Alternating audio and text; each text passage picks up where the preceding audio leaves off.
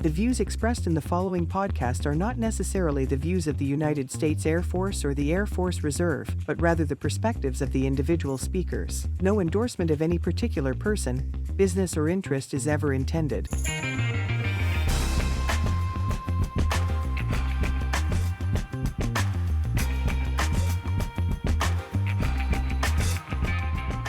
Greetings, everyone, and welcome back to Ready, Set, Airlift. I'm your host, Julian Hernandez. It's good to be back with you all. We had a little bit of a pause in the podcast as the calendar turned over for a host of reasons, but we are excited to be back, and we appreciate your patience between our last episode and this one. As a wiser man than me said, the only constant is change. And here at the Alamo Wing, it's certainly a fundamental truth in all that we do. One significant and recent change has been the takeover by new leadership at the 433rd Mission Support Group. All right, Lieutenant Colonel Cindy Storoy, welcome to Ready, Set, Airlift, recently minted commander of the 433rd Mission Support Group. Thank you so much for making time to speak with me today as you get in the seat and fully hit the road running, ma'am. I always love to get people started with what I hope is the easiest question of the day. Let's start with your why. Why did you join the Air Force? Wow. Well, first of all, thank you so much, Julian, for having me on today. It's an absolute pleasure for me. I love the Air Force. You know, initially I joined the Air Force coming right out of Southwest Texas State University, now Texas State University, nice. San Marcos. Go Bobcats. Initially, I came into the military for school, to be completely honest. I had put myself through school. My dad dropped me off at Southwest Texas and said, okay, here's $3,000 and figure it out. And that's exactly what I did. 2 years after being a resident assistant and working while I was going to school and tutoring and getting a few scholarships, 2 years into my college tenure, I joined the ROTC, the Air Force ROTC there at Texas State, and the rest is history. So it has been a wonderful ride now 20 plus years later, and I'm still at it. Absolutely love the Air Force. Love the homecoming, by the way. There's nothing sweeter than having the military bring you back to hopefully a place that you enjoy being. Texas has a home feel to it, so that's outstanding. But you said the rest is history, but let's dive into that history a little bit. I think it's always good to know where someone's Air Force journey has taken them. So tell me a little bit more from that first salute after ROTC to what brings you to the 433rd Mission Support Group commander's seat now. Yes, absolutely. Well, I commissioned into the Air Force, again, out of Texas State in 2001, August of 2001. Wow, right before a huge change, right? Absolutely, right. I mean, I didn't even have to say it. You knew. Immediately. So I'm getting ready to drive to Travis Air Force Base, my first duty station. I come downstairs, and all of a sudden, I see a plane hit one building, and then it happens again. And I think I stood there just in shock, like, what? So then I got an immediate phone call from my mom, and she goes, hey, did you see what happened? I said, yes, I'm not sure exactly what's going on. She said, well, are you still going into the Air Force? And I said, yeah, Ma, that's what we sign up for. Yeah, no takebacks. Right, exactly. So called my sponsor at Travis, checked in, tried to figure out, okay, what do I do? He said, nope, come on. You know, and so myself and my U-Haul, my car in tow, drove to California from Denton, Texas. It was busy. I remember a few days later, President Bush visited Travis and gave a wonderful speech, and it was a time of uncertainty, certainly a time of high ops tempo. And so coming in as a readiness officer in mortuary affairs into services, it was busy, it was purposeful, I would say, and I immediately knew that I was in the right place at the right time. I can't say enough about the way my journey started because it grounds me every day when it comes to leadership. And so did my time at Travis, moved on to the Air Force Services Agency soon after that in San Antonio, did a stint there. At the time, it was a field operating agency, kind of a headquarters element to services. That was a wonderful experience, and that's when they did the big push for captains to go into the reserve. And so it's what they called our force shaping, one of many force shapings to come. And so from there, I went into the reserve. My first duty station was Naval Air Station Joint Reserve Base Fort Worth. And so I would drive from San Antonio, which now was my home, back and forth to Fort Worth each month to do my drill. And I was still looking for something a little closer to home because at that point I'm married, I have my first daughter, and I'm bringing her with me, bringing my mother-in-law with me. I had a great stint there at 10th Air Force at the 610th Services Flight as a flight commander there, and then got picked up at the 149 Fighter Wing Air National Guard here in San Antonio. Our lovely neighbors. Yes, right next door. So I was part of the Texas Air National Guard for a number of years before I went IMA. And so I did the Individual Mobilization Augmentation Program at Joint Base Elmendorf-Richardson in Alaska. So did that for a little bit. I was the IMA to the 673rd Force Support Squadron Commander there, but I was also the 11th Air Force Protocol Chief on the civilian side. So that was a ride. I loved Alaska. I would go back in a heartbeat. The 22 hours of sunlight during the summertime, best ever, and had a great time in Alaska. Returned home, came back to San Antonio after my father passed. And so that was just a reminder to ground myself and come home. Came to be the chief of staff there at the 149th once again, and did that before I picked up an AGR tour at the Air Force Personnel Center. Did that for a little while. That was an amazing time, and then slowly matriculated back to the reserve after a 13-year career in the Air National Guard. So did the medical continuation coming out of the Air Force Personnel Center. It was a great program. And then came to the Air Force Reserve as the deputy mission support group commander here at the 433rd. Oh, so welcome back. I know, right? It just comes full circle. Did that for about 6 months before I got picked up for the full-time deputy mission support group commander at March Air Reserve Base. Did that for 15 months and got picked up for command up at Beale Air Force Base. So did my Southern California and Northern California once again, and then got selected to be the Mission Support Group commander here. So it has been a full circle, and all roads lead back to San Antonio.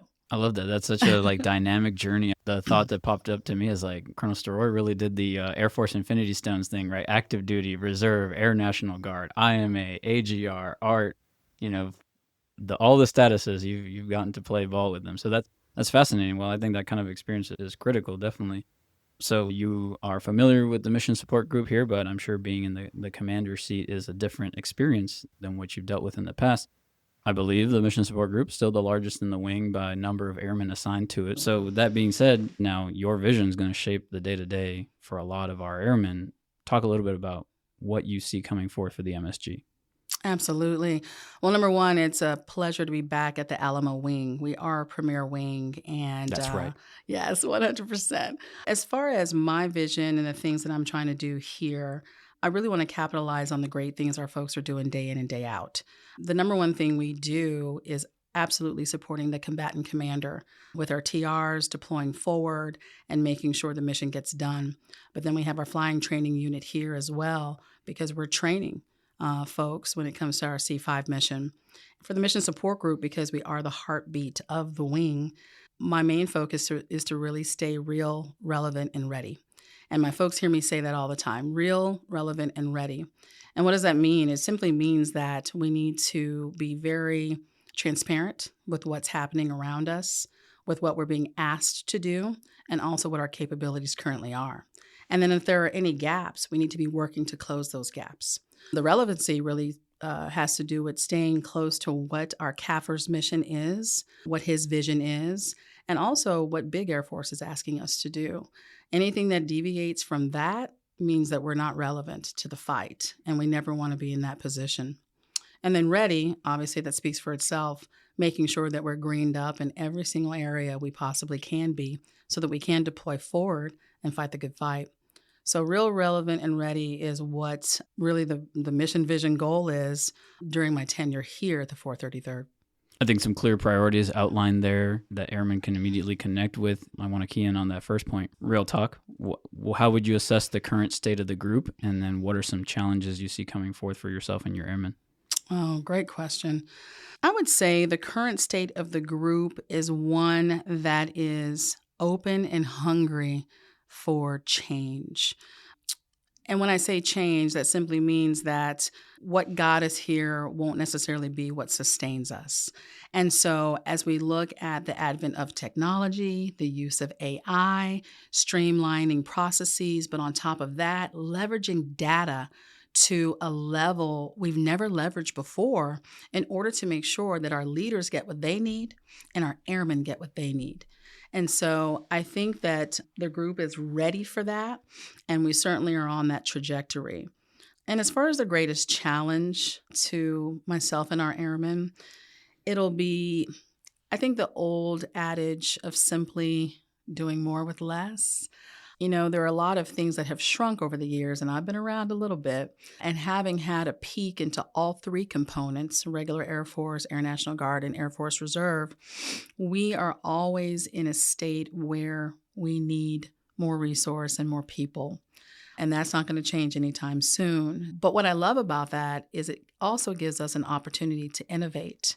It gives us an opportunity to think outside the box and not get too bogged down by negativity. Every obstacle is really an opportunity to shine, and I sincerely mean that. I have a very positive outlook when it comes to our Air Force, and it being the greatest Air Force in the world, and the 433rd being a huge part of that. I'm very optimistic about where we're going. So I just would say the biggest challenge, honestly, is just not having enough resources, but that's also our biggest opportunity. Yeah, I think that candor is important. There's no sense in denying that we're operating in a resource-constrained environment. And then the key is really, how do we do that to the best of our ability with what we do have available to us? You mentioned earlier as well, staying relevant and delivering the needs ultimately to the combatant commander, right? That force generation aspect is something that's sort of in a stage of transformation right now across the broader Air Force enterprise, with the announcement from Chief of Staff of the Air Force that the Air Expeditionary Wing 2.0 construct will become the new force generation model, the way forward with how the Air Force is going to present forces ultimately for a combatant commander to employ. I think these ongoing changes cause perhaps a little consternation for airmen. Can you weigh in on the announcement of AEW 2.0 and specifically what it's going to mean for the Alamo Wing here, as the MSG owns a huge component of sending our airmen forward? Absolutely. You have some great questions, Julian. Thank you so much.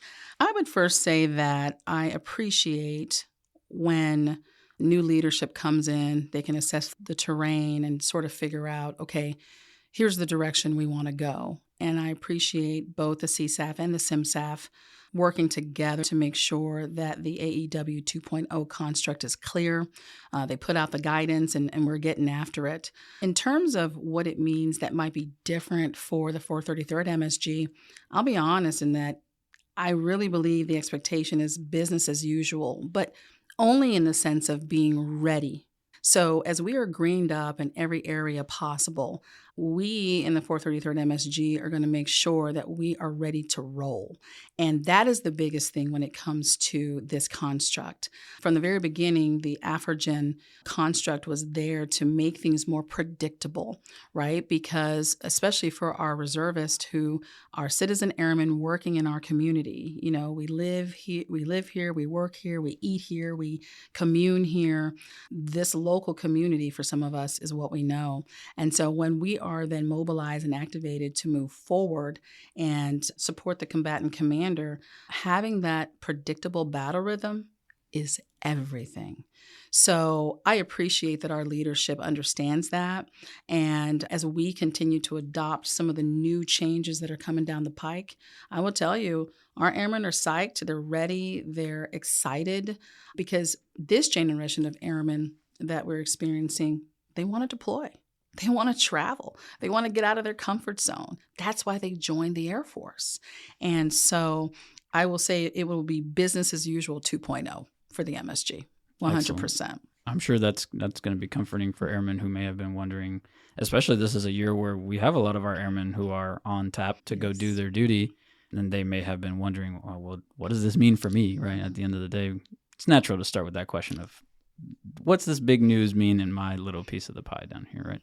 Along a similar vein, as you mentioned, General Wilsbach is molding the Air Force as he sees necessary from his position as a CSAF. Another change that he just recently put forth is He's got new expectations for defenders, or he's refining, I should say, his expectations and clarifying how defenders, as the airmen that many people first interact with when coming to a military installation, he's set out some new guidance. Can you touch a little bit upon that? And again, what any possible impact for 433rd Airmen might be? Right now, the biggest part of the new guidance is really probably historical guidance, right? The way we're greeted at the gates. And I think our defenders do a fantastic job of that.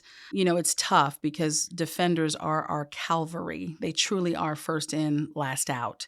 And whether that's in a deployed environment or in garrison, the expectation is high for the Air Force, but the expectation is even higher for our defenders because they are the first example of the Air Force that most individuals see, whether they're veterans, folks who've never dealt with the military, whether they're international partners, whatever the case may be. When that person comes to the gate, it is a defender that they're coming into contact with. So shout out to our defenders. Thank you for what you do day in and day out.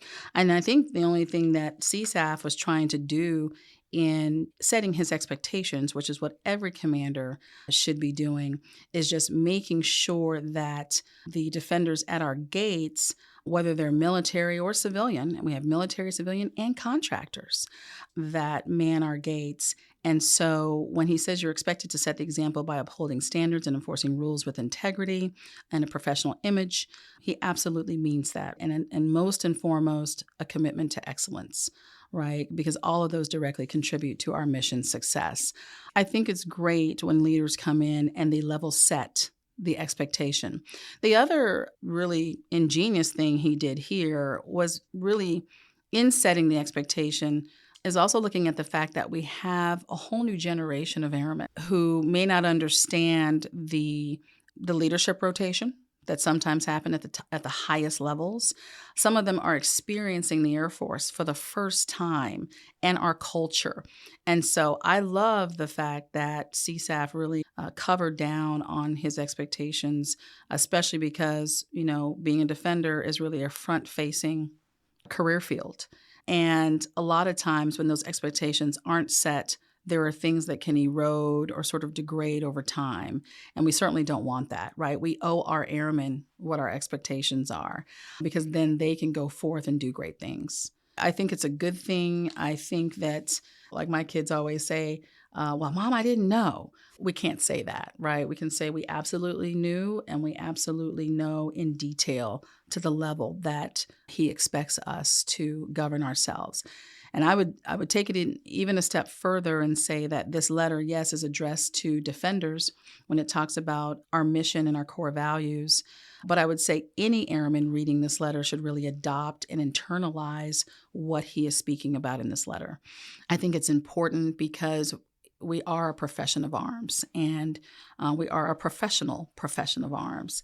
And so those things are important, and it's things that we need to probably do a better job of conveying to our younger airmen. And sometimes not necessarily younger in age, but younger in affiliation.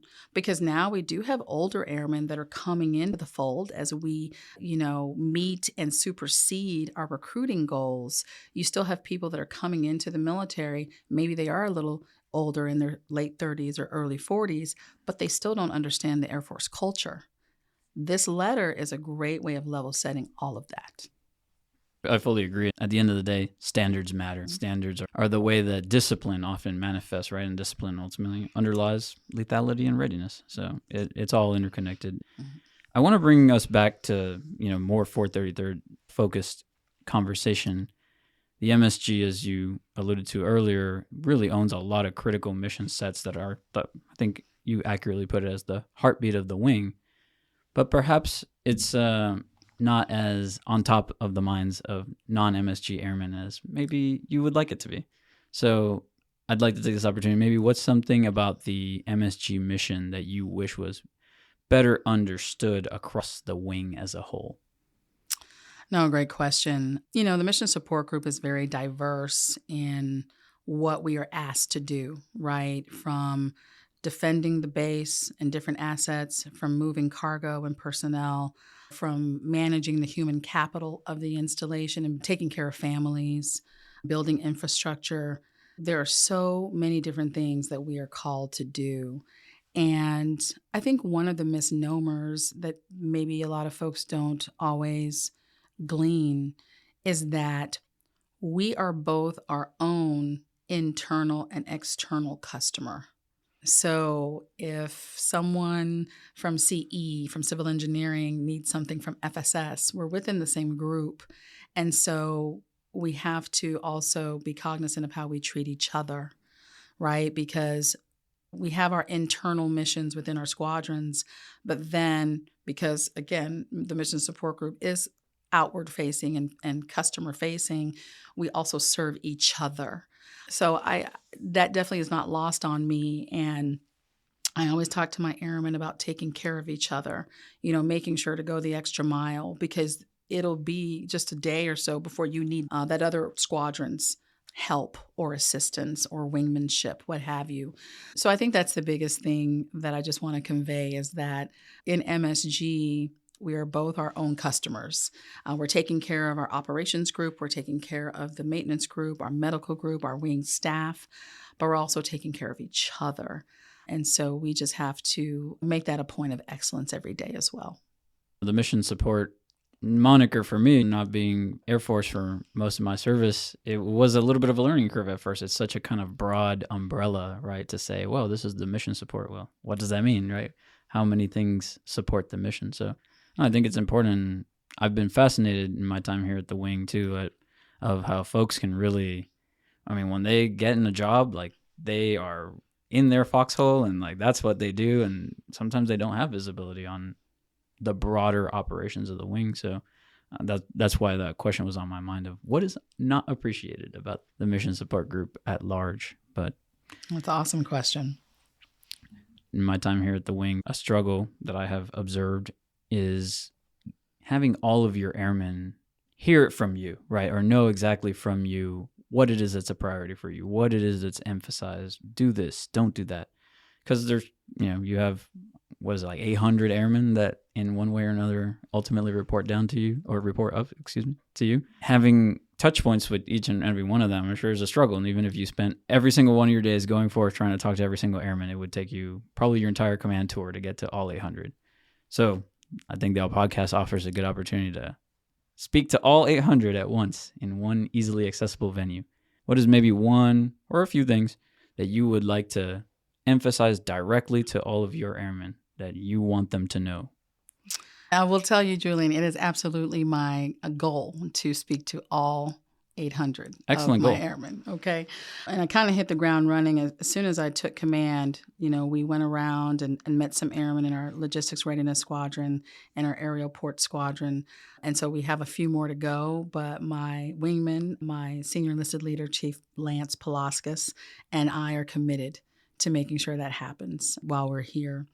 But one thing, and I kind of talked about this at my change of command, or my assumption of command rather, that I want my airmen to know is that their welfare is the number one concern on my mind when I wake up in the morning, when I go to bed at night. And so one of the things I charged them to do was to practice impeccable self-care. The mission is here. The mission is non-negotiable. The mission is paramount. However, we cannot accomplish the mission without them. We cannot accomplish the mission without you. So you matter, and taking care of yourself physically, mentally, emotionally, and spiritually is really the number one focus that I have to emphasize for my airmen. And I think self-care has kind of evolved to be something unselfish, right? Because really we don't want the leftovers. And when your cup is empty, you have nothing to pour into other people. So it is very important that our airmen fill their cup, take care of themselves, tend to their families, tend to the things that are closest to them. So when they come home from that deployment, when they come home from that mission, their household, their personal lives are intact. So many times, because we are so focused outwardly, we miss the things that are closest to us. And I don't want my airmen to make that mistake. So that's the one thing I would say if I had to convey anything, is that you matter and your welfare is the most important thing to me. And so from there, yes, we are going to make sure the mission gets done, but I can't get that done without you. Oh, crucial. And I think it's hidden within some of our things that we practice in the military, and we don't even think about it. Like in TCCC, for example, tactical casualty care, right? What's the first step? Can you provide self-aid? Can you take care of yourself before you need a wingman or a battle buddy to come take care of you? Yes. Right? Not that they won't, but if you can square yourself away first, it keeps the mission rolling. It's more effective for everybody and for you, right? You get the help you need quickly, efficiently. Right? That's right, 100%. It's like a hidden clue, right? Staying along that vein too, I feel like it can be difficult sometimes for airmen to connect with leadership because the interaction isn't always super close. So maybe what's one thing about yourself that you would share with your airmen that you'd like them to know about you? Well, that's a great question. So here's what I will share something deeply personal to me. So another reason why I'm very focused on self-care is that, I'm a mom of four girls. Please pray for my husband. I was going to say that sounds like a challenge of the highest order. It is an honor of the highest order. Also, but yes, when they're in their teenage years, it is quite challenging. Okay. And so my girls, they ages range from 20 to 18 to 17 to 8. And so my 8-year-old runs my household, just so you all know. But my oldest daughter, at a time soon after COVID, had some severe mental health issues to the point where we could not care for her on our own because my husband and I had 3 other daughters to look after. So we got her some help in an inpatient facility, and which was instrumental to helping her eliminate her suicidal ideation. And it's something that families deal with, but they do not talk about it because for whatever reason, there's some sort of element of shame that surrounds it. It's like, oh, well, you're prominent or you're an upstanding member of society, but yet you have a child who is not well. But I want to demystify and take away the stigma of those experiences because they are real and they are absolutely rampant in our society. And when we can speak it out loud and talk about our experiences, it gives power to others to do the same. She is thriving now, graduated high school, is doing very well. She is now married to a wonderful young man who just finished his nuclear naval training. Wow. And they are now living in South Carolina. She's a different person, but that's because my husband and I had the courage to be able to seek out help, not hide it, not suffer in silence, and put ourselves in a position where we could give her the best care that would ensure that she lives for a very long time. And so that is why self-care is critical to me. Because as a mother who has experienced a daughter who did not want to live, it changed me in a way I cannot describe. So for anyone out there who may be dealing with your own mental health issues, or if you have children that are dealing with mental health issues, do not suffer in silence. Reach out. There are probably more resources available than people utilize. And whatever we can do at the 433rd Mission Support Group, we are here to help you as well. So please reach out and let us know how we can help you, because you are valuable to us and you are very valuable to the mission. Thank you for sharing that, ma'am. Powerful story, without a doubt. And I think listeners of the show will remember, hopefully, that we did a podcast episode about suicide awareness and prevention back in September. We spoke with Chaplain Mendoza from the 433rd and Ms. Frances Martinez from the 960th. And one of the things they both emphasized that I think you just modeled here very well is that leaders have to demonstrate that behavior that they want their airmen. So I think it's powerful that you've opened up and shared that and why it's a priority for you. So thank you for that. I want to close on a kind of similarly reflective note. I always enjoy asking senior leaders who've had these long careers with varied experiences in varied places, if you could talk to, in your case, Cadet Storoy back in Texas, Texas State ROTC, what would you say? I would tell Cindy, Cadet Cindy, to travel and vacation as often as possible. As leaders, we really pride ourselves on working long hours and being selfless and modeling the core values that we expect others to model. And all of that's great. However, I would say that, for me, it is important that we do what sets our souls on fire. And for me, that's travel, that's vacationing, that's going to a different country or a different state with my husband, with my family, and enjoying the life I have. Because at the end of the day, I never want to have any regrets or look back and be like, man, I should have, I could have, I would have. I don't want any of that. So I would tell Cindy, take as many vacations as possible. Get out and see the world and enjoy it with the people you love most and that love you most. Because at the end of the day, that's what we have. Beautiful. I'm not going to try to top that. So I think that's the perfect place to bring our conversation to a close. Lieutenant Colonel Cindy Storoy, the new commander of the 433rd Mission Support Group. Ma'am, thank you so much for spending some time with us for some real talk, and looking forward to working with you. Thank you, Julian. It's been a pleasure. I appreciate you. While we don't have a UTA coming up per se, many of you will be here in the week ahead on annual tour. Because of that, we wanted to make sure this episode was out and available to welcome you back. The Alamo Flyer is out as well. Look for it in your military email inbox and across the 433rd campus for all the major wing level announcements. The Alamo Flyer and this podcast ultimately exist to help keep you informed and up to date on Alamo Wing and Air Force happenings. If you have an idea of how we could do that more effectively, Public Affairs wants to hear from you. Reach out to us via email at 433awpa@us.af.mil. Or if you're following us on social media through Facebook or Instagram, which you should be, you can also message us on those platforms. We look forward to your feedback. Please note, as of February 2026, the 433rd Airlift Wing is no longer actively maintaining or updating its public-facing website, which is 433aw.afrc.af.mil. Thank you for your understanding.